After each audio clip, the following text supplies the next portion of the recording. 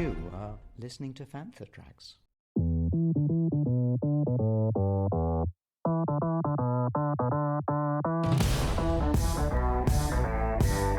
You're listening to Fantha Tracks. Flip through the galaxy of literature. Welcome to Canon Fodder. You're listening to Canon Fodder and a very special episode as we sit down with author Alexander Freed. Alexander has written the new Reign of the Empire novel Mask of Fear, which comes out later this month, and we had the opportunity to talk about Mask of Fear and much, much more on this very special episode of Canon Fodder. This is the first book in a trilogy with obviously featuring Mothma and Saw Gerrera, Bail Organa. How intricate was the plotting of the trilogy, given that all of these characters sort of overlap at various points?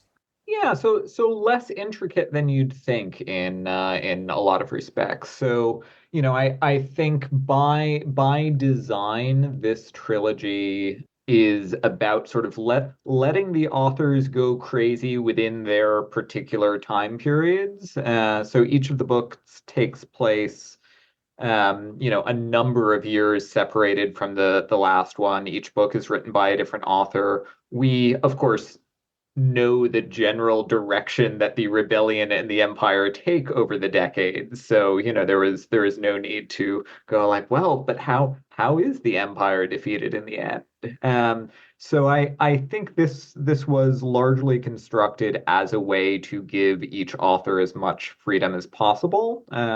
For this first book, obviously there's a lot of kind of laying out the toys in the sandbox for future authors to get use out of. So, you know, in addition to Mon, Bale, and Saw, there's a number of other characters who sort of get laid out who can go in different directions over the years. But you know, I tried to make sure that the first book works as a self-contained story, and that there were plenty of hooks for Rebecca Roanhorse, who's writing the second book, to work from, but not a lot that she needed to tackle if she did not feel like it worked in her story. So seeing some of her notes, in fact, there's some there were characters who, you know, she decided to run with where I was like, oh wow, I didn't expect that character to ever show up again. I'm glad you saw something worthwhile in there. So yeah, I think it's gonna be fun, but it was not a every note written in stone before word one was put to paper. When you were choosing, when the authors were sitting down and sort of, I'm assuming you all sort of had conversations and such, spitting ideas around. Did you know that you would be writing about Mon? How was that plotted out? How was that decided? Who would pick who? So we did not actually all gather in one room and sort of divvy up the spoils of the concept. This was Random House Worlds and Lucasfilm sort of came to me with the overall concept, and you know they had a sense of what they wanted to do with the trilogy, but it really was, you know, hey, Alex, do the best story you can in this time period and leave plenty of hooks. I love Mon Mothma, so, you know, I grabbed at that and I was like, okay, yeah, no, she's probably getting, you know, maybe a shade more spotlight than Bale and Saw. Like they all have slightly different approaches to how we handled them. You know, Mon gets, of course, a highly political plot line. Bale is dealing with the legacy of the Jedi. Saw we're actually seeing largely from the perspective of another character within Saw's circle. So yeah, and I know the other authors are going to take their own approaches, and hopefully it feels like the formula shakes up with every book. Hi, this is Kevin Cornwall, and you're listening to Fantha Tracks. We're about to dive into season 2 of Andor, which is quite a chunk of time further down the timeline. So I'm assuming that your era of Mon Mothma, if you like, would be more akin to what we saw in Revenge of the Sith than what we saw in Andor, or are we starting to see the seeds of that character develop as we move on forward? Yeah, I mean, we're certainly starting to plant the seeds for Andor, but those have a very, very long way to flourish and grow. You know, I think to myself sometimes that like this is the novel based on the deleted scenes from Revenge of the Sith. For anyone in the audience who doesn't know, there's a whole political subplot dealing with Padme organizing the Senate against Palpatine. That those scenes are out there. They're on the DVDs, but they didn't make it into the final cut of the film. A lot of the book feels like a natural continuation of that. Of course, no one's expected to have seen those scenes to understand the book, but that was foundational material in a lot of ways. And yeah, Mon Mothma is she still thinks of herself as a politician, not a rebel, not someone funding an uprising. There's no uprising to fund. We are in the weeks and months immediately after Revenge of the Sith, and most of the galaxy is pretty much okay with what's going on. No one in the Senate understands how bad it's going to get.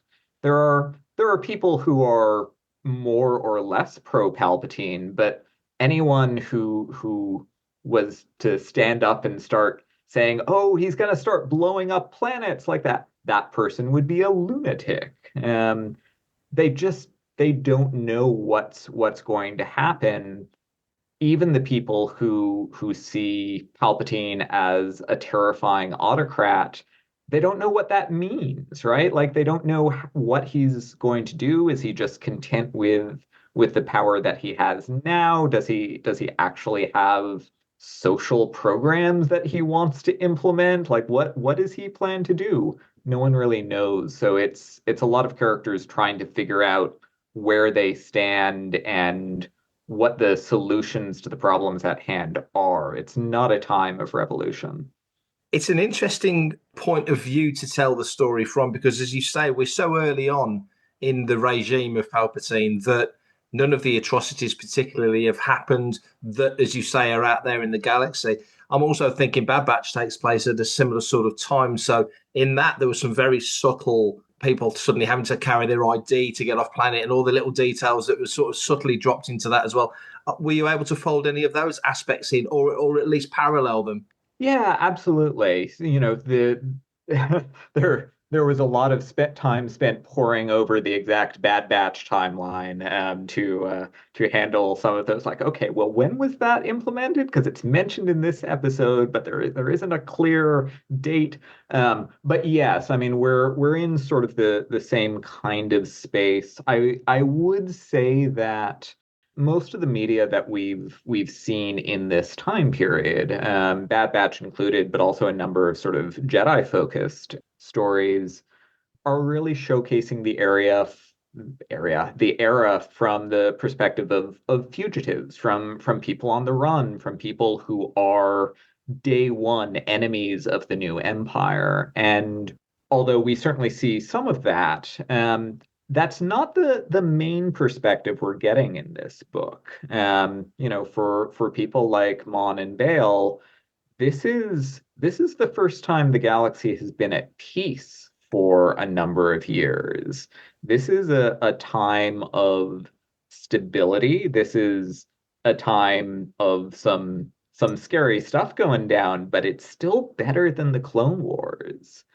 And so emphasizing the point of view from, your average person on the street rather than the people being hit hardest, looking at why people are okay with the new empire was one of the things that I wanted to deal with a lot because we the audience know that this is going to go wrong. We know that Jedi are on the run and getting slaughtered. We know what the Bad Batch is doing, but what does it look like from, the streets of Coruscant? So we spent a lot of time dealing with that question.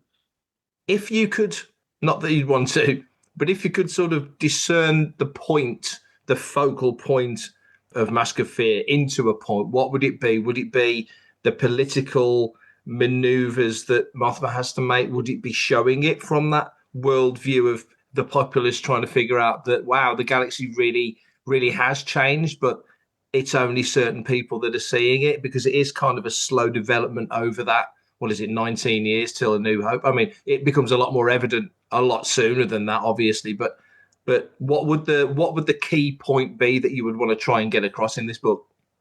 Yeah, I mean, I think it is at its core, it is a book about people realizing that the world, the galaxy that they thought they were living in has changed irrevocably.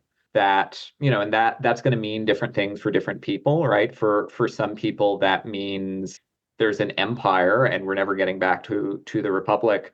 There are characters who are grieving the loss of the Clone Wars. There are separatist characters in here who are, seeing that their dream for freedom and independence is gone.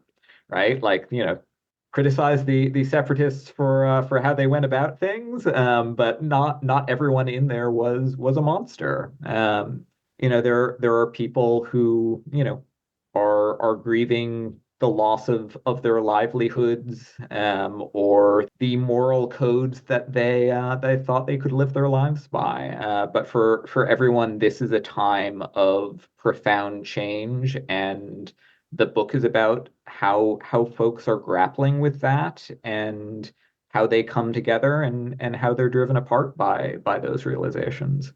For everything in one location, daily news, reviews, interviews, podcasts, video, and social media feeds, bookmark fanthatracks.com for Star Wars news 24/7, 365.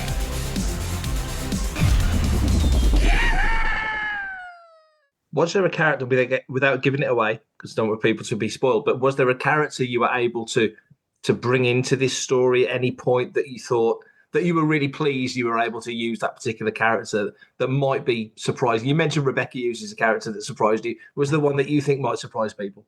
Oh, it's an interesting question. I think because so much of the book is focused around a couple of canon characters, most of the supporting cast does tend to be original characters for that very reason, because you want to keep a bit of a balance in there. I will say this doesn't really answer your question, but I ended up being pretty delighted getting to play with Perrin, Mon's husband, who was introduced in Andor. That was a character who I didn't expect to, have so much fun writing. I didn't originally plan for him to have as large a role as he did. It's not a tremendous role, but it's a case where early on, discussing how this was going to work with Lucasfilm, we talked about like, okay, so Perrin's going to be in there, but let's make sure we don't do too much with him. He's really Tony Gilroy's character, right? You don't want to stomp all over the feet of what other people are doing. And it wasn't until I had finished a first draft and was getting feedback and got sort of a like, you know what, we could use a little more Perrin. And like, okay, well, by this time I'm enjoying writing Perrin. I'm enjoying writing his relationship with Mon, and so we got a little bit more in there. So that was one character that took me by surprise. I look forward to that because he's such a, I won't say rude. Oh, go on. He was such a dick in that series. So it'd be really interesting to see how you work with him. I think Star Wars is so many things to so many people, but when you drill into it, sometimes the politics of it really is quite at the fore. Whereas some, obviously, the glitter and the sizzle on the steak is the action and the adventure and so on and so forth. How interesting as an author is it there to have sort of Coruscant as your West Wing and be able to to really work into that sort of aspect of Star Wars? It was challenging. Yeah, I mean, it's always making sure that the action feels in there and continuous is so much of what makes a Star Wars story. So figuring out, okay, well, I don't want to tell a story where Mon Mothma is constantly getting shot at and Bail Organa is fighting on battlefield. Like it didn't feel true to the characters. And of course, Lucasfilm was and Random House as well were wonderfully supportive in understanding that yes, we're trying to do a political thriller, and that is going to have a different pace. It's going to treat action in a different way. But I ended up spending some time early on just rapidly reading through political thrillers and spy novels and sort of trying to get a taste for like, okay, what does the pacing of a John le Carré novel look like? How do you make sure that those scenes of people talking about action in offices feels just as tense and dramatic as the actual action sequence that is happening, 6 planets away. And I'll leave it to readers to determine whether or not I was the least bit successful in all this, but it was a really fun challenge. I'm Neil deGrasse Tyson, and you are following Fanthatrax. It strikes me, obviously, this is a trilogy, and so I presume or assume that there's aspects that are pertinent to the 3 books that really do tie together. But it also strikes me that you could probably take those 3 characters and do another trilogy set 5, 10, maybe 15 years down the line. So do you feel now you've done this particular book that if the opportunities come along and pick up with these characters or some of the characters a little bit later down the line? Obviously, our focus this year is the 20th anniversary of Revenge of the Sith. So there's a logical focus on the story and the timeline that you're telling. But, in 5 years' time, we'll be in a different point of history for Star Wars. Do they feel like characters that you would happily come back to? I think so. I mean, the trilogy as a whole is going to cover the entire period of the rebellion and the Empire. So filling in the gaps there might be a little tricky. I there are no plans of this, but just in pure personal fantasy land, would I come back to do a Mon Mothma novel set after the rebellion has triumphed and seeing what the politics of the New Republic are like? I would be delighted to do that. Of course, Saw and Bale are not available for that particular time period. They are otherwise occupied being dust floating in space, but they're the characters who do last. Yes, I'd be happy to revisit them. Mon Mothma has many stories ahead of her, and some of the side characters might as well. I'd never thought of that. You just saying that makes me think that both Bale and Saw Gerrera both get on the wrong end of that Death Star laser, don't they? I've never quite considered that. Of what's coming up in Star Wars now, just as a fan now, really, what are you looking forward to? There seems to be quite a lot of movement in terms of what's coming forward. We've got some great stuff from Marvel. There's some great stuff on TV. Obviously, we've got the Mando movie next year. What's kind of exciting you at the moment?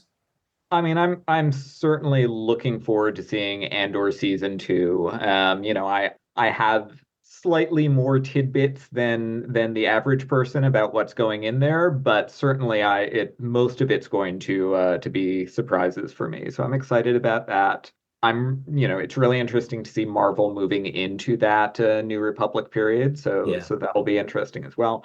I also am behind on my Star Wars viewing, so I am really looking forward to having a little time to sit down and watch Skeleton Crew, because I've heard nothing but good things. I have managed to avoid spoilers to this point. I know almost nothing about it, except that it's apparently supposed to be very good, and seems like a kind of Star Wars that should seem fresh and enjoyable and just something to relax into for a bit. I'm very envious. I would love to forget everything I know about Skeleton Crew and then watch it again fresh, because you're in for a treat. It's a joy. It really is. Well, I had a little bit of, I was very busy. My schedule didn't open up until it was about halfway done. And then I was like, you know what? I'm just going to wait for the whole thing to be done, and then I'll watch it and binge it all together, because that'll be fun. So so I'm waiting for the perfect time to just leap into that for a weekend. Brilliant. Well, thank you so much for your time. I've really enjoyed this chat. I'm very much looking forward to diving into this book. And thank you for having me on, and I hope the book meets expectations. I'm only hearing good things about it, so I'm sure it will. Thank you so much. Thank you.